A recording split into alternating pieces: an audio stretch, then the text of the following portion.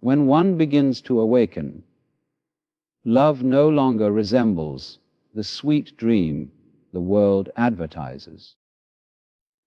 It ceases to be a story of possession or need and becomes something quieter, deeper, and far more mysterious. The awakened soul no longer seeks to be completed by another, for they have seen that nothing outside can fill the space that only awareness itself can touch. They begin to love not out of longing, but out of overflow, not because they lack, but because they understand their own wholeness. This shift changes everything. They can no longer be satisfied with relationships that feed the ego, flatter the mind, or distract from emptiness. They crave presence, truth, and authenticity more than attention or affection. Love to them is not a promise, but a practice, an unfolding moment, to moment recognition of shared being.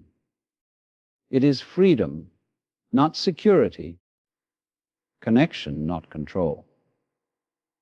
And because this understanding is rare, the awakened often find themselves misunderstood, accused of being detached or distant. Yet they are not cold. They have simply learned that love is not something to acquire, but something to become, a way of existing that arises only when illusion fades and truth is allowed to breathe. Much of what the world calls love is built upon fear. Fear of loneliness, fear of being unseen, fear of not being enough. People cling to one another not out of pure affection, but to escape the ache of emptiness. This kind of love becomes a transaction, a delicate agreement to soothe each other's insecurities. Yet, when one awakens, they begin to see through this illusion. They notice that so much of what we call romance is simply attachment dressed in poetry. The awakened heart cannot pretend anymore. It recognizes that any love rooted in fear will eventually crumble. For fear and freedom cannot exist in the same space. Such a person no longer seeks to be rescued or completed. They understand that love born from need is fragile, always anxious about being lost. True love, they realize, arises not from lack, but from awareness, from two beings who are already whole, choosing to meet without masks. But because few have faced their own emptiness, few can love this way. The awakened one, therefore, walks through a world of half-truths, unable to surrender to comfort when their soul longs only for what is real. To love deeply is to be seen without disguise, to stand before another soul with nothing to protect you but your truth. This kind of love is not built on fantasy or convenience. It is a mirror that reflects every hidden part of who you are. Most people long for love, yet fear its intensity. for it demands vulnerability, the willingness to be known beyond appearances. Awakening tears away the mask we wear to be accepted, and once those masks are gone, only authenticity remains.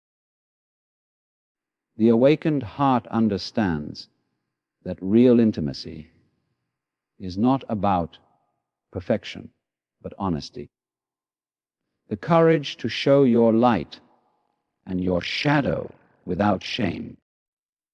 Yet this honesty is rare because it strips away all the illusions that make relationships comfortable. It reveals that love is not always gentle. Sometimes it burns, sometimes it heals, but it always transforms.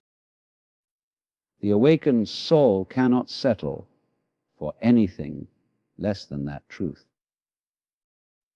They seek a love that sees, not a love that hides.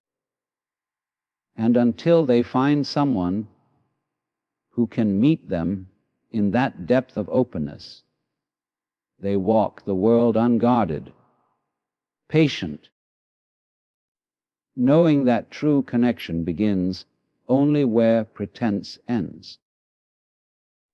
An awakened soul no longer confuses love with possession.